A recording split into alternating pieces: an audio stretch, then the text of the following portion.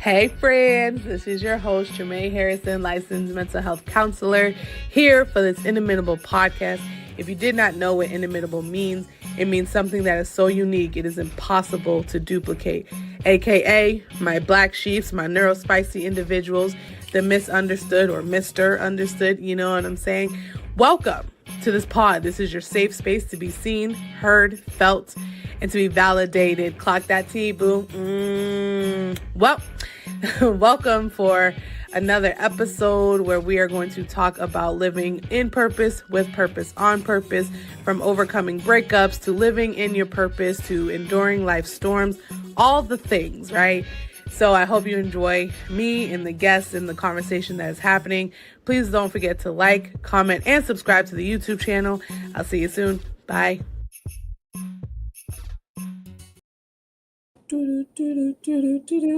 I am so proud of my new intro, y'all. That was... I was going to say, that was amazing.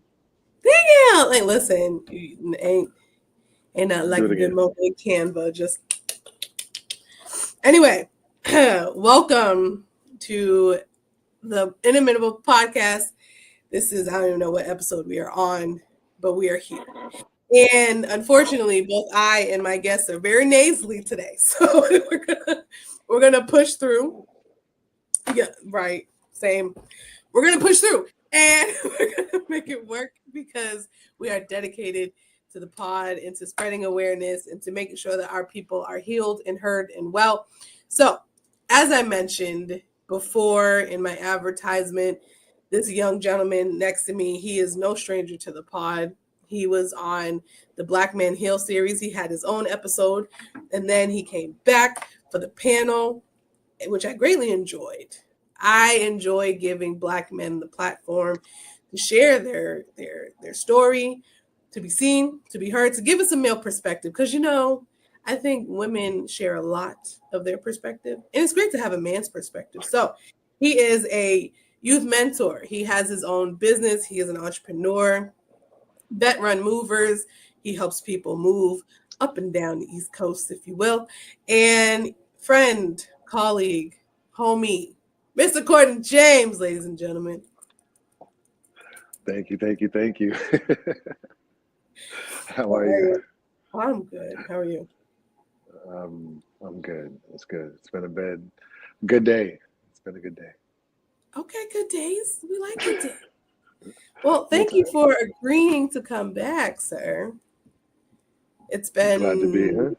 A year and some change, if I'm not mistaken, since you were last on the pod. So catch us up. Longer than that. I feel like we're on 2 years. Child, maybe. You might be right. Maybe. I don't know. Anyway, since then, how has life been? No, it was not. It was probably the end of 2023. Yeah, because your episode happened in 2023, and then the panel happened January of 2024. So since 2024, we've had a year and a half. How has life been? How was business and all the things? Business has been effective. Couldn't have gone better, honestly. Having some great partnerships, great success with the mentees. They're making progress. I think since last we spoke, I gave a TED Talk, and that has been very powerful and very well received. It's opened up a lot of doors to speak in new places and share the lived experience and the things that I've learned and strategies that I've learned over the last few years. So, you know, I can't complain at all. Yeah, that was a TED Talk. First of all, if there is a spokesperson for the Black man in New Hampshire, Mr. Cordan James is it. Because this man got awards and trophies and acknowledgments up the wazoo. He's just being humble right now, y'all. But if you Google Black man in New Hampshire, Cordan's bound to be in the top 5. They love him on here. It's true. It's okay. It's okay. I'll brag for you, friend. I will brag for you. You stay humble. Thank you, friend. Yeah. So as he mentioned, he is a mentor. He works with a lot of young people, and he helps people move. He's a veteran himself. TED Talk, you know, I caught a glimpse of it. Good stuff. I mean, I've heard the story because, you know, we friends, right? So I've heard the story. But like, you know, LMHC. all right, we're not talking about me. But like he shared his story that was very heartfelt, and you know, I was like, oh, go friend out there, just letting the people know about your history, which is amazing. And then I'm like, hey, you gotta come back on the pod, friend, because it's time. Like it's like Brown 30 and it's time. And he's like, of course. And so I'm like, let's collaborate, let's figure out what we want to talk about. And you know, Cordan is in this because you know we friends, right? So I see him getting his life together and back in the gym and putting out the positive feels and the messages and out the positive vibes. And it all did happen after, you know, a breakup. And so I was like, oh, light bulb. Let's talk about this return to self. Because Cordan is the comeback kid. You know what I'm saying? And you do deserve to Yes. have a story told of like, especially from a man's perspective, how do we bounce back from bad breakups and stuff like that? Because I'm curious. I got questions for days because I like to hear a perspective. So let's start Let's it do off. it. Dating as a man. Right. Hey, yeah, yeah, okay. Come on. Details. Go ahead. Ask the question. Ask the question. I did. I said dating. As a man these days, what is it like? Do we like it? Do we hate it? Is it horrible? Dating as a man these days. Do I get to speak on my experience or from what I've learned? Both, Oh, if you can. man. Dating for me lately is great, but we'll come back to that. Um, you know, I think the dating landscape is different. You know, I'm 37, going on 38 years old. I feel like the way I was raised is it's a different time um, with social media and just where we're at in this day and age. But I also Mhm. feel like the older we get, the more there is the presence of trauma, right? And I think the presence of trauma leads to the lack of vulnerability. And Mm. so at this big old age, I feel like maybe it's almost harder to date. Yeah, for It's sure. harder to date. Like people been through a couple heartbreaks and then we don't want to be vulnerable. We have side pieces and lies and facades. Mm-hmm. And there's that side. And then there's the other side where people get married. Mm. People are having Mm-hmm. long-term, beautiful relationships. And then Mm. we're wondering how they did it and what's the key to all that. Right. Sad like that. Dating in 2025. Garbage, as I like to say. Now, thank you for sharing that because 2 weeks ago I had on a good friend, Alexis, and we were talking about like the female perspective and how females often have these unrealistic expectations. And, you know, we're all trying to achieve this childlike romanticized version of dating. And then you step out into the world and you're like, Disney didn't talk about this. Right. Yeah, like this is not what I signed up for. And it is very hard. And then, you know, sometimes it's hard because, like you were saying, people are carrying years of trauma that is undealt with. And then it's like, yeah, no, let's date, let's connect, let's trauma bond, if you will, because, you know, we all need help. So, Yeah. like, what is that like when you bring baggage into a relationship from a man's perspective? Because, you know, I think men, you guys carry way more than you even talk about. And so we as women, we don't really know. But like for your experience or in talking with your male friends, like what is that like when you enter into a relationship? What are you carrying? What are you bringing with you? What are you not bringing with you? Um, you're bringing parts of them. You know, no matter how it ends, you're bringing part of them with you. You become a different person in that relationship. And when you are single and in your own space, you start to realize you lost a part of yourself. Maybe you gained a part of yourself. Maybe you're relieved. I think that all of that leads into a journey of self-discovery. I know for me, I had to fall back on my roots. One thing that I am blessed about growing up in therapy and having great friends along the way is just knowing where to go when I need to heal. Right? You know, most people know they need to they get injured. They at a certain point, you know, you need to go to the ER. Sure. Right? You just know that. For me, what does healing look like? I've been there and done that. Right? So it goes back to my prayers. It goes back to being out by the ocean and doing nothing, taking myself out, getting in the gym, journaling. And I want to talk about all those things because it takes all of those things every single day just to get out of bed. Yeah, just to be present. I always say is like, you never know what it takes somebody to get out of bed or to even present themselves to the world. The things you do inside your own home just to go out that door. Yeah. And on the drive, you know, the walk, the commute, the train. You're talking real good, sir. I like it. So what was the question? You know, oh Lord. What do you bring into the relationship? Yeah. You know, people be like, so what do you bring to the table? That question burns a hole in my face. What does that even mean? What do you bring to the... How do you even know you want to build a table with me? Right. Why You know? a table? You know, I think a lot of that goes back to like connection.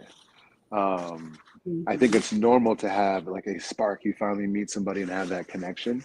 And I'm good for this too. I actually learned this word, if I can. I think it's called limerence. You know what limerence is? It's a word in the English language, yeah. Limerence. It is. I don't know where from, but somewhere. Excuse me. Limerence talks about like extreme lust that feels like love. Ooh, right? And it's like that honeymoon phase, but like it's easy to live in that limerence, like obsessed about them, and we want that, right? That's part of the fantasy.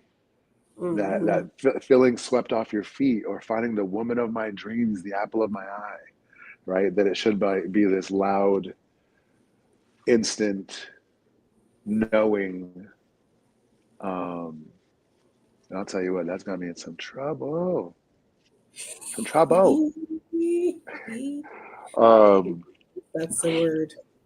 Because, and I say that because like when I look at when I approached relationships, you know, I think this is important for men.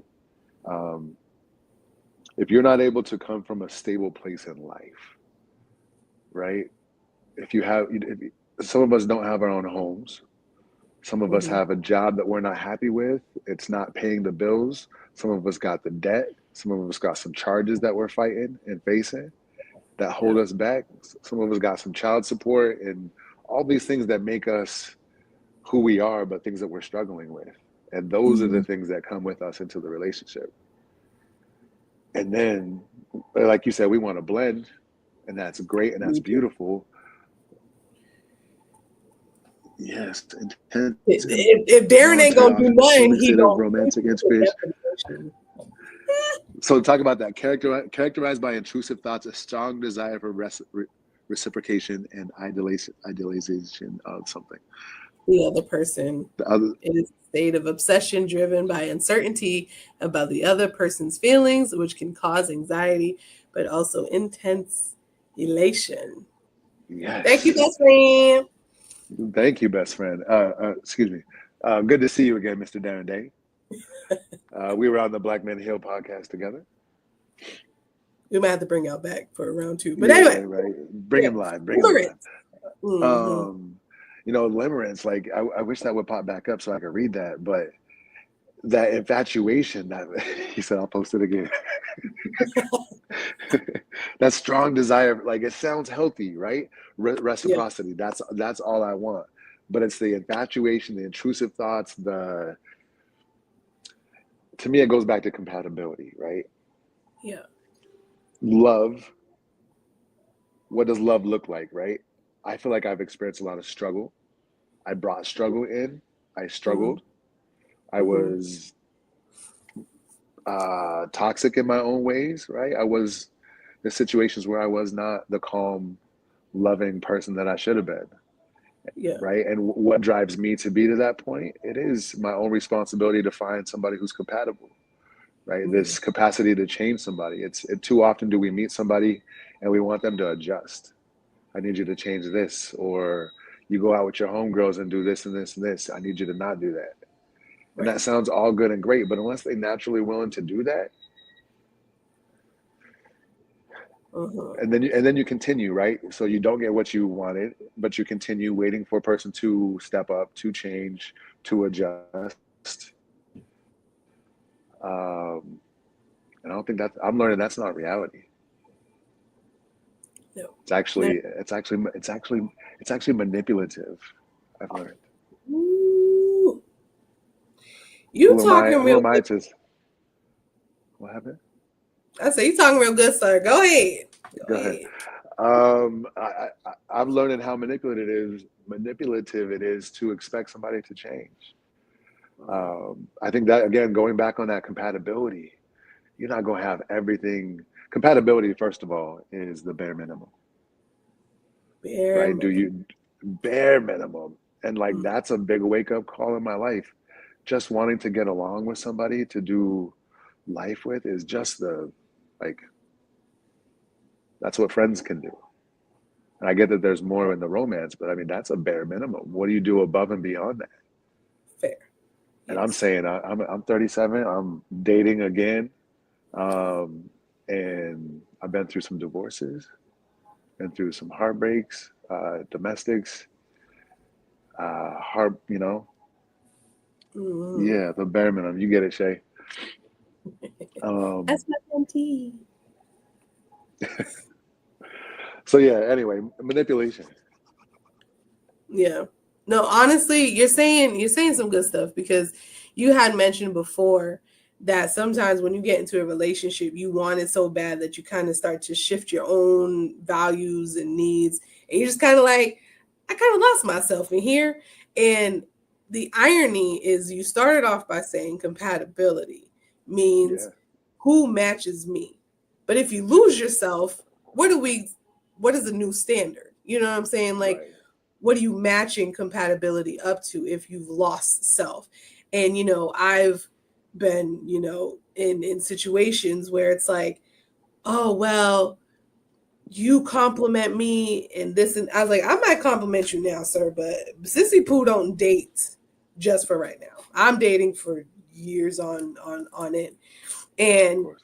I was like, if we're not growing together, we can't go together, No. because if I'm growing and you 10 steps back there, either you gonna have to rush to catch up or I'm gonna have to slow down, and I will not slow down because I be working. Okay. Yeah. And so knowing yourself helps you to make sure that you are maintaining compatibility with said person that you are dating. And I love all of the good gems that you are dropping because the limerence that you were talking about, I think it's quick to confuse infatuation and lust with love. And another part that you were saying, and I have a lot of friends, and I'll be getting on them, even my mentees, my older mentees. I'm like, y'all, at some point, we got to check ourselves and be like, am I okay enough to date? Because I might be toxic AF and struggling with my toxicity.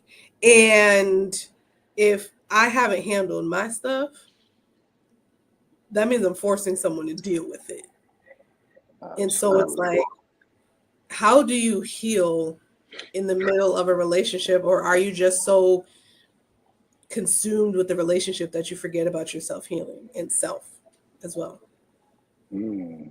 Can you say that? Can you state that one more time? Yeah. In case So of that. do you become so infatuated and overwhelmed and consumed by a relationship that you lose self and that you forget self? You know what I mean? Like, how do you heal? Because if you come in toxic, right? We're just giving you're coming in toxic, you're coming in broken, and you're trying to heal. Do you realize what that looks like? Or do you just kind of be like, but I got what I want because I'm in a relationship, so I'll heal at some point, you know? I can't say that I approach relationships from a toxic place intentionally, right? I'm not out to get anybody or to bamboozle anybody or fool anybody or future, what is the word, future faking? I'm not here to future fake. I really want what I want. I think for me, it's come from like the enmeshment. All right. I love love. I love I want that sweet, deep love, right? I want to feel chosen, all those beautiful things. Yeah. I think in that process, I've learned, where is my boundary? Right? There's one thing, I'm going to do anything I can for you, but where do I lose myself in doing anything I can for you? That's good. And sometimes, like you said, what do you bring into? Sometimes I bring in shame, right? Depending on how you ended your last relationship, I can recall a situation where I was the fuckboy, right? And how that relationship escalated, it was toxic. And from that, in my healing phase after that, was dealing with my own shame, right? So getting back into new love felt good. Someone chose me, right? But I'm like, that was my past. I'm putting that behind me, forgiveness, all that, but still not realizing, like, I'm kind of living from that lens of, I fucked up before. Excuse my language. I messed up before. And how can I move forward and be seen? And how do I view myself? Right. And that permeated into me lacking boundaries for certain things. There was a lot of things that I might have been more open to because I didn't want that. What is the word? Maybe control. That makes sense. Yeah. Yeah.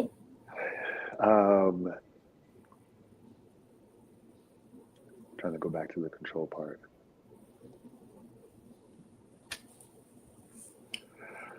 The moment after shame, getting into a new relationship, that feeling of being chosen,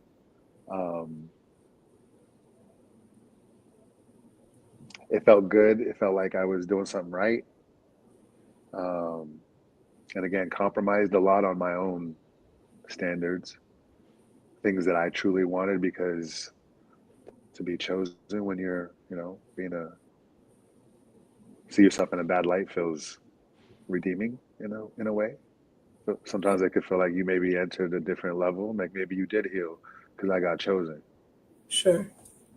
Anyway, stop it. No, I like this. Listen, I like it because it's true. We are looking to be healed in our connections with people.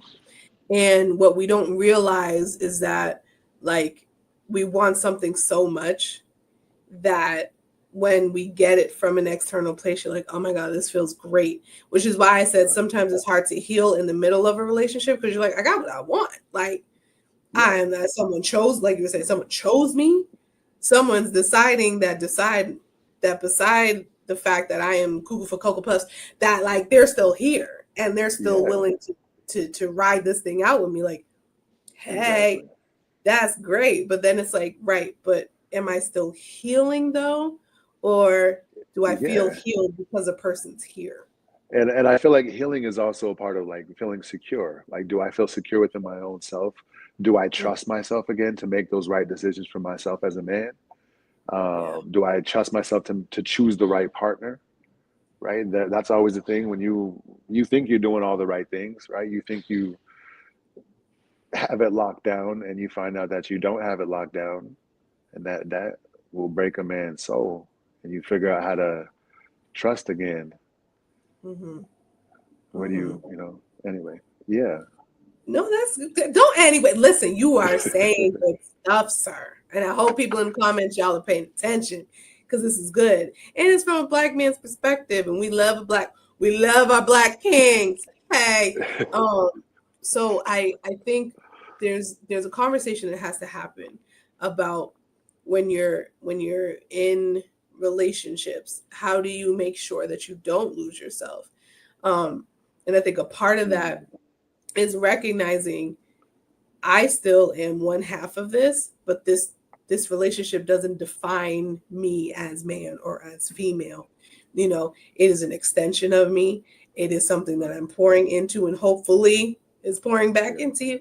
But I still matter. My dreams, my hopes, my goals, my vision still matter. And you talked about ego and pride. And I think both men and females have it, where it's like, well, I can't, like, if I leave this, I'm a failure, or if my relationship doesn't turn into marriage, I failed somewhere. So it's like, are you able to catch it? Because I can't say I've been in a relationship where I'm so infatuated in love, because unfortunately that's not my ministry yet, but we're working on it. So like when you're in the thick of it, right?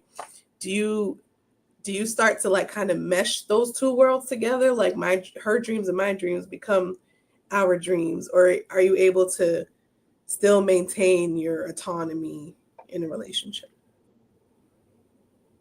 I think always having the capacity to maintain the autonomy. Mm-hmm. I think where it does get blurry is, that's part of a relationship, is making plans together, Mm-hmm. and having a vision of where we are going and what we're able to accomplish together. Mm-hmm. Um, I would say before we even get to that point of like, again, it goes back to the compatibility. Mm-hmm. I've learned you can do basic stuff with people, but are you able to go the long distance, right? And for me, that's taken a lot of reflection. Like, where do I come from? Um, I grew up in the foster care system. I didn't, my story. Born to a mother struggle with an addiction, in the foster care system till I was 3. Adopted at the age of 3 to 12, and then back in foster care from 13 to 18. Um, and so some of the trauma that surrounds those situations kind of made me stop reflecting on where I came from. And I think the downfall with that was I didn't reflect where I learned how to do relationships. Mm-hmm. Um, Even when I reflect on that, it was like my foster family, they were married at like 17 up until my father passed away at like 40, mid 40s. Mm-hmm. Right. So married super young, one partner their whole life. My other foster parents, they were married almost 50 something years. He just passed away December of last year. Um, and so the view that I have is like relationships seem mad easy. Not easy, but like when I look at their love, and if you come from parents who are still married, you're like, that's the goal, is to Mm-hmm. have that type of marriage. And that does, sometimes your parents make it look real easy. But it Mm-hmm. also seems like the way forward is like choose somebody and go with that person. And that's definitely how I led my dating life, was like I wanted to be married, to be somebody's husband. I just never knew all that it took. I thought like your boyfriend, your girlfriend moves into being your wife eventually, right? That's the plan. Mm-hmm. Mm-hmm. Thank you, Brother Jackson. Right? That just seemed like that's the plan. Is like that's the steps, right? That's the courting process. Yeah. And there's so much to the courting actual process if people still court. I mean, they do a version. I think they do like the microwave version of courting, where it's like, hey, I like you, you like me, we're catching a vibe. Let's actually do this thing. And it's like, yep, okay. But like you were saying, the limerence, was it limerence? Limerence. Limerence, uh-huh. I think we get, and this is actually factual, is that we are, because of social media and how fast paced things are, we are quick to go off of emotion because it feels right. It's like, oh, I like this feeling. And that's how people are appealing to us, is through our emotions, right? Sometimes we are just so emotionally endowed or like emotionally invested that logic goes on out the window. And then like you're just kind of in this thing and you're like, how did I get here? Do I just keep going because I'm here? Or like, what is that? So the comeback kid, the comeback story, right? Mr. James is the epitome of the comeback kid, self-proclaimed, of course. And so after you find yourself in this moment of, I really love this person, but I also need to love myself. And loving myself sometimes means I have to choose self over the other person. What did it take for you to like return to self? What was that journey like of, I just had to break up. It was rough. It took a lot from me, but I still matter and I still need to pour into me. So what was that journey for you? That was definitely a tough journey. Mostly because it included my daughter as well. When you have breakups and it includes a kid, and that breakup rocks your world, meaning you might be homeless, you might have to move, separate your finances, catch up on some bills, all the things you got to do to separate that space. Yep. That's a lot. And on that point, there's not a whole lot of programs that will help men, fathers in those situations. Right? More programs for situations like that. But that was an interesting process, right? Trying to find a new apartment. I didn't quite have the money to do what I needed to do to just get up and out. So there was about a month period where we lived in different rooms while I tried to save up and get my life together. And during that time, it was just, and my child's there as well. So that's maintaining my cool, maintaining the peace in the home at the time. And just making sure everybody stays respectful. But once we kind of got into our own place, which was a blessing in and of itself, the very first place that I went to, the guy offered me the apartment. Hours later, sent me a text, was like, "Hey, do you want this apartment?" Which I was shocked by because I had just viewed it. And by blessing, I don't know how this happened, but I felt inspired to just share with his brother my story. I just let him know where I was coming from, and this brother was able to lower the rent down to a certain spot, which I've never heard of negotiating rent. But so it was like all these things. Like when we talk about choosing yourself, right? That was a hard moment for me to maintain my own composure and for myself. But it just seemed like once I chose myself, everything. When I say everything fell into place, everything fell into place. Wow. Within a week, I had my own apartment. Within 3 weeks, I was able to justify the income that I would need for this apartment because we wasn't paying. Now my half rent was full rent now. So the money, everything came. And I can't speak. I don't know how that all worked out. We do know how it all works out, but God is good. Amen. But that was a testimony in and of itself that it is the right thing to choose yourself, and honoring that space just allowed me to trust myself again. And then from there, it's been a lot of breathwork classes. It's been yoga classes, being in the gym, journaling, praying. I'm Buddhist, so visiting my Buddhist community, tapping back in with them, and just great conversations. A lot of laughter, a lot of sunshine, a lot of rest, a lot of sleep, taking naps. Also, a lot of work. Right now, when you choose yourself, the other things seem like you can put more back into those. Yeah. Peace. Appreciate you. Yeah. Anyway. Yeah, I love that. And returning to self, excuse me, is hard. Because when you lost yourself, you're like, So where did self go? I don't know. Right. And so I like that you didn't just try one approach. Sounds like you tried several, and you combine those to create a system of like, I need to pour back into me. I need to love me again. I need to see me again. I need to learn me all over again. You know, the comeback and the return of it all. Sometimes, like you were saying, it's exhausting. You're like, yo, how did I get here? Like, what? I know there was a version of me that was always this, but then it's like, uh, this other stuff. You got to find yourself mentally, emotionally, spiritually, physically. You said you're in the gym, you're doing yoga, you're journaling, you're back to your Buddhist practices, like all of Right. And these we go into things. therapy.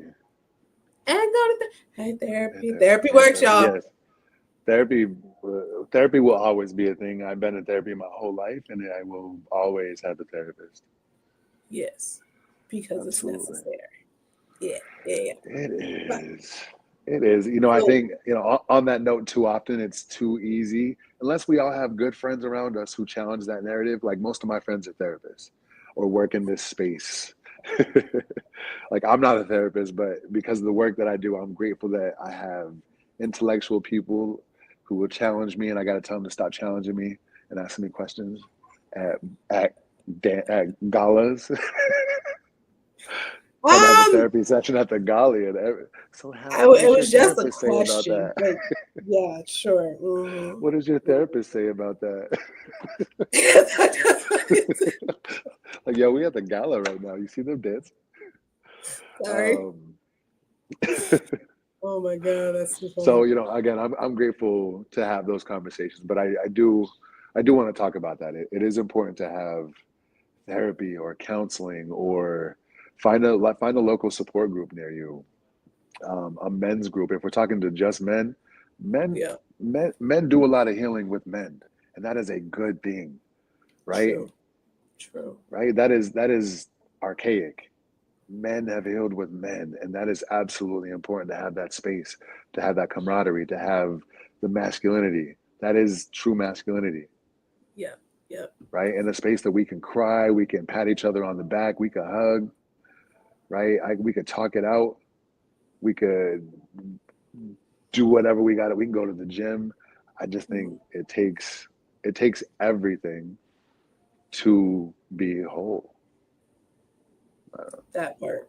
Yeah, yeah, I agree. Anyway, No, I appreciate you saying that because I think for women, we'll always find a community, a tribe, with our sisters and with family, and if we still have relationships, with certain people, we'll reach out. But I hate that the circle for a man is often shrinking, and it's like if you ain't got your boys, what else you got? Like if there aren't programs enough out there that say, here's your safe space, men, cry without being emasculated, share your emotions without feeling emasculated. I feel like the unfortunate part is that men are emasculated way too much. And I'm like, and this is why men carry so much. This is why some of the people, one of the main populations, unfortunately, that are completing suicide are men, but more specifically, Black men. Because right? who's giving them the space to say, like, listen here, baby boy, if you're Yeah, hurting, I'm here with you. And here's your space. Say what you yeah. need to say, feel how you need to feel. But too often women are like, ugh, I don't want my man to be doing that. Then you don't want a man at all, Miss Ma'am. Sure. Because like, what? You don't Men want a hurt human. You too. don't want a human. Right, right. Human. Humanity. It grinds No, my gears. on that one, I think it's revolutionary to remind men to, as forcefully as and strong as we can be, we have to protect that right to cry. Right? I'm not going to give anybody that right to tell me that I cannot cry in front of them. That's good. That's my superpower. That's my right. And I Yeah. hope that more people can find that space and create it if they have to forcefully create that, because that's the revolutionary. Is the opposite is we're not creating We're not creating these spaces. And I have one more thing. We're not Mhm. engaging in the spaces that are created for us. I have worked with 150,000 men in a dads with daughters group, and the engagement we would do, it would be lighthearted stuff. Hey, here's a picture of my daughter. Wish her a happy birthday from wherever you're from. But when we would get into like the nitty gritty of like, let's talk about masculinity from a C-suite level executive position on. Let's talk about parental leave, right? Most of the men are at the very top of this place, and they make all the shots or call all the shots. And we're saying, you have a mom, you have a daughter, you have this, and this. So let's talk about having 2 weeks available of PTO. So when you have your child, you can actually be home with your child, let alone your employees have that same benefit. And can I tell you how hard it was to get engagement? We would offer money, sponsorships. You talk to the wife, she'll try to get the husband to go. But I'm saying there's a part of us as men that need to reach deep and take that shit, take that fucking healing. Mhm. Mhm. Anyway, Yeah. I love it. I think it is, and we can always cry about needing to have more resources, accessibility. It's like, yeah, but then when it's given, do we walk through the door? You know, right. I think a lot of us get comfortable with blaming the white men for everything, and it's like, sure, these white men are doing too much too often, and it's like, y'all done?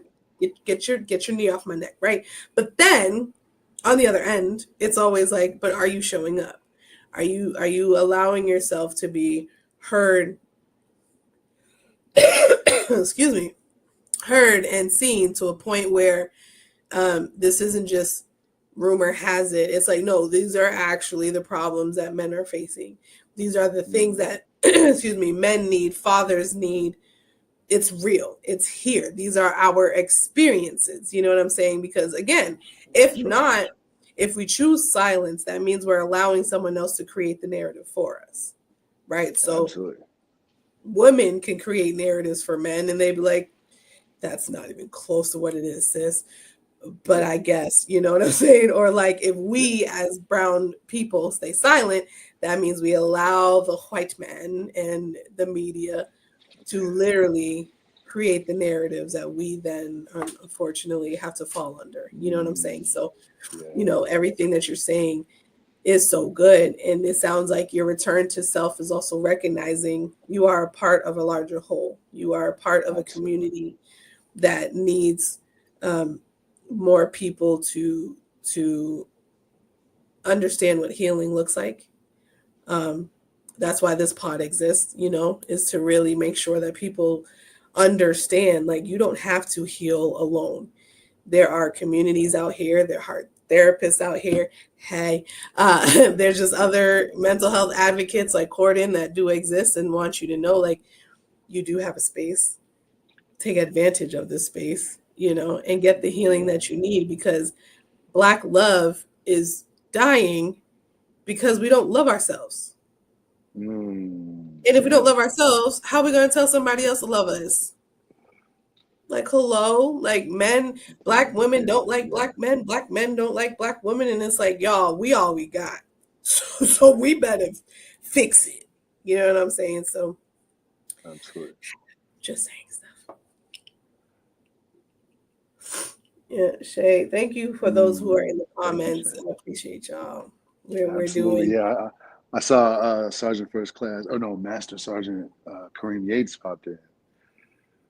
That's a good man right there. Yeah. All right.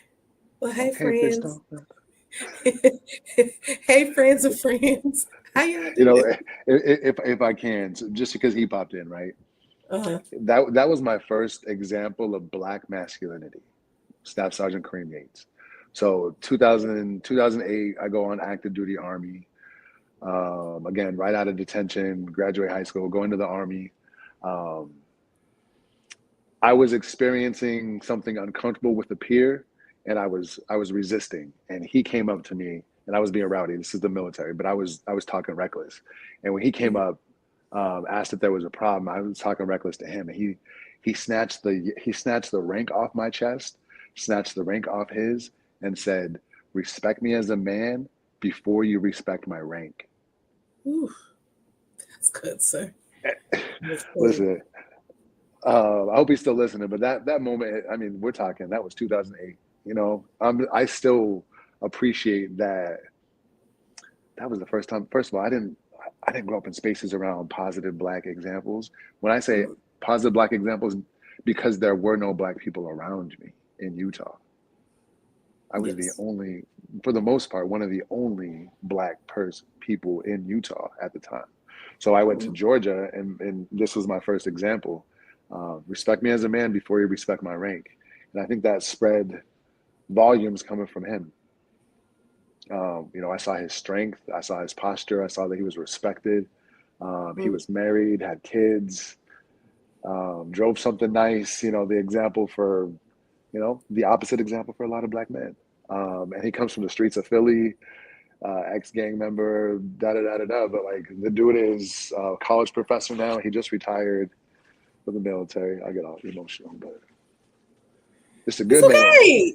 Safe space, man. Let it out. Let Yeah, it out.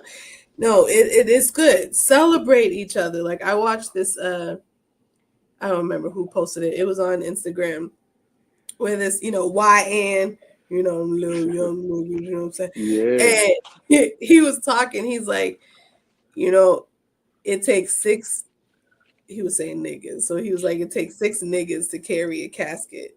Imagine what would happen if those same six niggas were uplifting one another. There wouldn't need to be a casket. You know what I'm saying? And it's like yeah, we as a community have work to do. We got to love on sure, each other. We got to pick each other up. We got to allow ourselves to be seen, heard, felt, appreciated, all of the above. Now, I'm mm, trying to do my part. I am. I'm trying to love on my Black men. You know what I'm saying? Not in that type of sexual way, unless it's the right person. Anyway, but like, you know what I'm saying? Like, it's hard to be one positive voice out of the other 17,000 negative voices. Like my voice gets right, drowned out. You know what I'm saying? I say this to my friend all the time. I'm like, hey, I'm just trying to let you know who you are. I see you. I hear you. You got this. You're amazing. You are powerful. You are somebody. But when all he hears or she hears is like all of this negative stuff, it's like, I'm just one.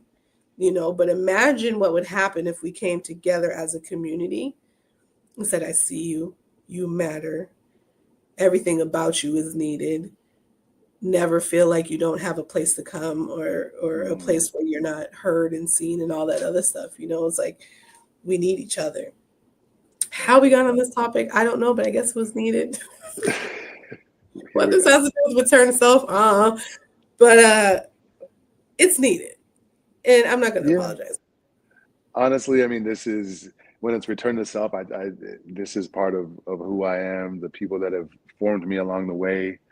Mm-hmm. Um, you know, and it's an honor to just be in each other's space.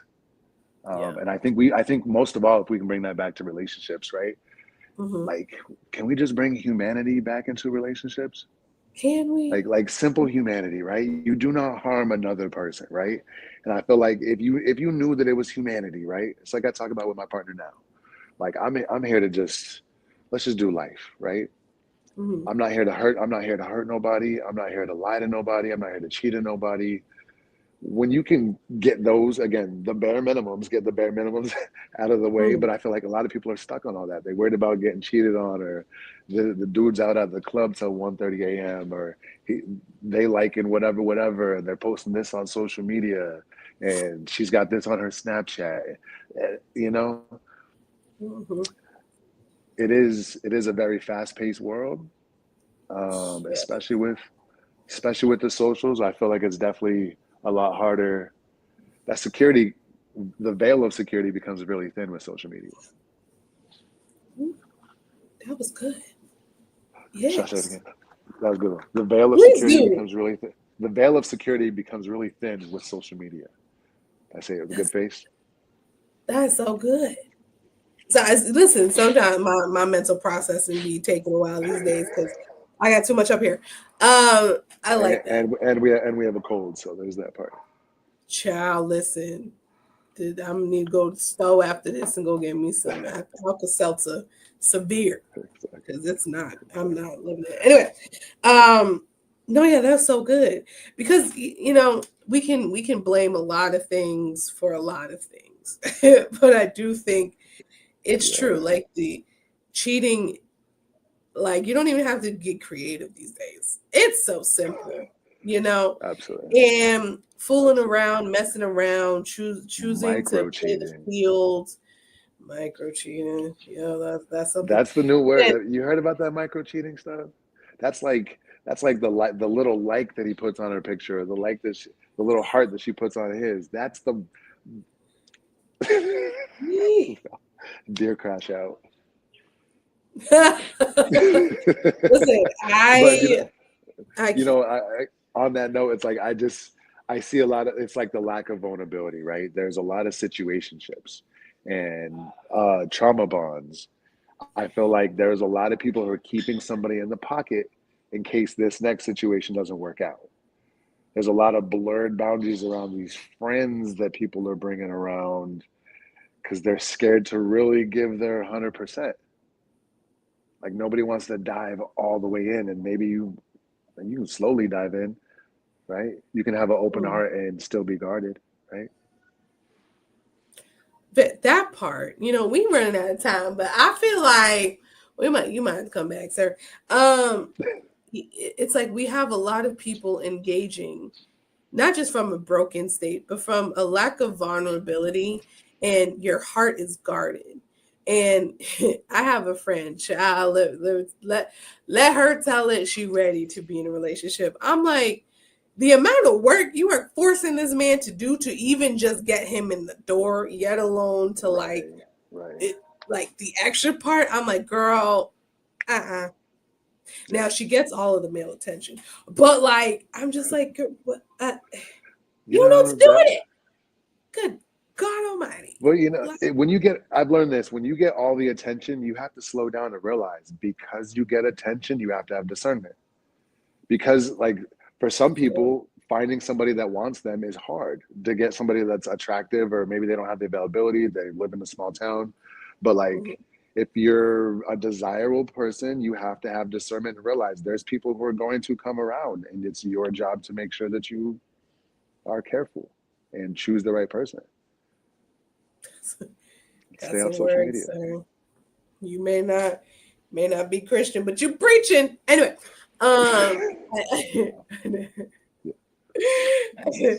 definitely wish there was a more platforms that this conversation was having that's more accessible to people, because we need to hear from both sides, and we need to be able to, like you were saying, like bring it back to a human understanding, not just male, female, rich, poor, whatever, like human. Get back to humanity, that we are all trying to make it. We are all struggling in our own rights. And yes, people can heal parts of us, but we definitely have to work on self. And like Cordan was saying, you just don't do it one way, because you're not just a one note person. You are a spiritual person. You are a physical person. You are an emotional person. You are a logical person. Like, and if you choose to be in relationships, engage with someone who, they don't have to be on the same level, but they have a deep understanding and appreciation of you on all fronts, right? Cordan mentioned at the beginning that if you're trying to change the person, that's manipulation. If you're not growing together, what are we doing? If you're not if you can't maintain your autonomy and also grow together, and your growth complements one another, I don't know. Now I can't tell, and I tell my friends this all the time, like, don't come to me for advice, because at some point I'm starting to sound like a bitter old hag. Okay, because I think everybody need to work on themselves, and sometimes that does mean singlehood, unfortunately. I'm not trying to make people come over here to the single side. It's ghetto over here. It's stupid. Stupid. But healing is so important because we have hurt people hurting people. We have broken people breaking people. And it's like, y'all, if you love someone and love yourself enough, you got to put in that work for you, to you. And then if the other person is still there, great, love it. But the return to self is very important. So, unfortunately, we are reaching the end of this pod episode. Cordan, you have been amazing. Our noses have been dripping the whole time, but we made it.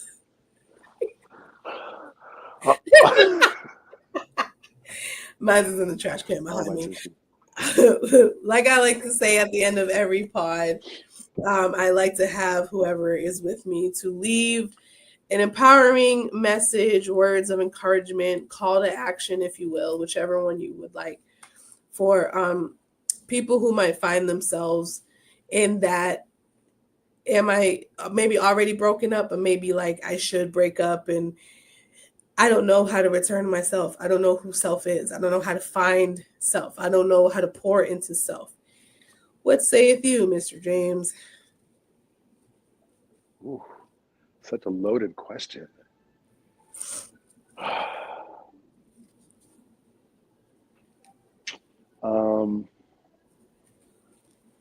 That's making me ponder.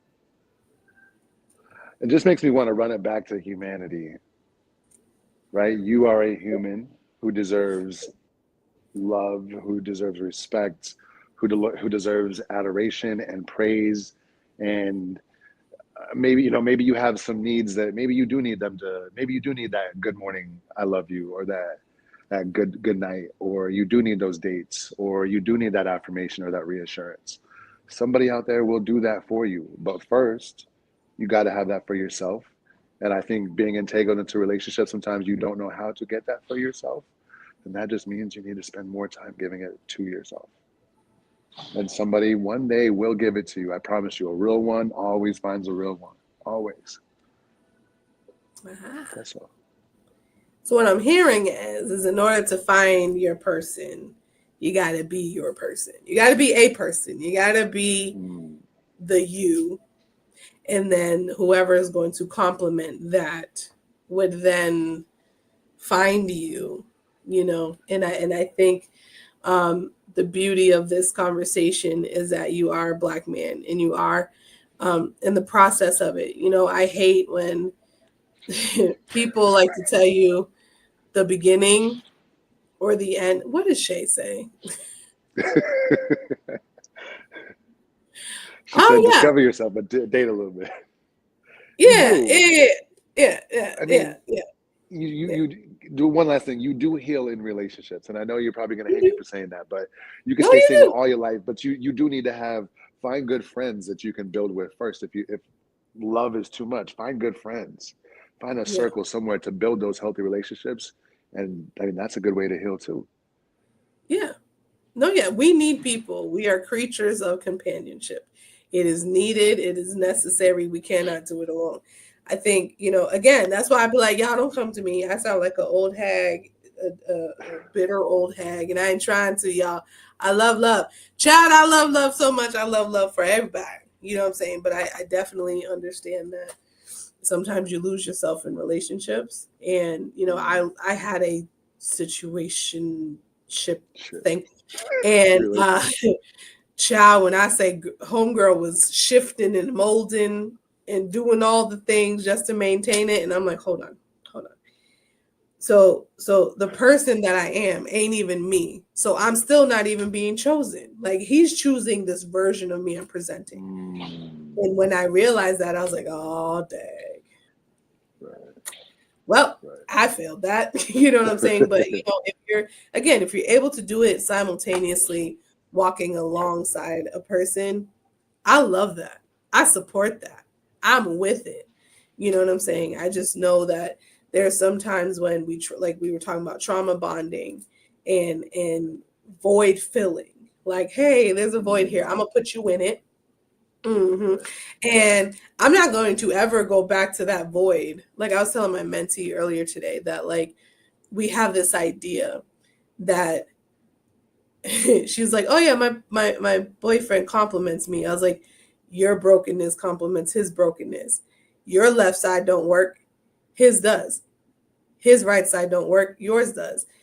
And you think to yourself, that makes a whole entire well person. It's like, no, because then what happens when he falls off? You still got that broken left side. You know what I'm saying? So instead of using love as a crutch or love as a band-aid, it's like, do it. If you need to be in a relationship, if you need to be in love, do it. Just make sure that you are doing your work as well. Absolutely. And love is only the first step. There's so many other steps. So love is work, y'all. Relationships are work. But anywho, Indeed. Mr. James, thank you, Jermaine. Frank. This is great. How you feeling? Absolutely. You good? I'm great. Very good. This has been very, very engaging and freeing. So thank you. Thank you for having me. Of course. All right. Well, y'all, thank you for tuning in for another Inimitable podcast episode with my friend, my homie, the Black man of New Hampshire, Mr. Cordan James. I will be on next week with a good friend. Her name is India. We're going to be talking about, I think we're talking about faith for the journey and how to overcome these hindrances and fears that prevent us from living out our purpose, because this season is still about purpose. If you guys have seen this episode and feel like this can benefit somebody, lottie-dottie and everybody, share it. You know what I'm saying? Let them see it. Have conversations with it. That is the goal of this. So don't click off, because I have announcements after this that you should watch. The journal's out. The coloring book is out. Programming is coming out. Please do. Thank you, sir. Please do share, like, comment, subscribe. Get on the Amazon. Do the things, y'all. I love y'all. And I'll see you next week. Peace out. Hey everyone, thank you so much for watching the episode. I hope whatever was said impacted you or someone you know. So again, feel free to share this with anyone you know, a group of people you know, whoever you think needs to hear and have benefited from a conversation like what we just did, send it to them. Anyway, so at the end of my episodes, I like to do some announcements. I do have a lot of things coming up. I am ready to do speaking engagements, so you'll see flyers on those. I'm ready to launch my groups now that the summer's over and everyone's getting back into the swing of like normal everyday life. So I have some groups coming up. I am taking insurances, in case you didn't know. So I'm going to throw up the list of insurances that I am taking. And, stay tuned for more. The books are still out, so my journal To the Other Side is still out on Amazon, as well as my mental health awareness affirmations book. It's a coloring book. It's an adult book, We color too. I love to color, okay? So those are still out on Amazon. Check them out. Again, share those with people who you think might benefit from it, all right? So thank you for watching. Stay tuned for the flyers, and I'll see you next time.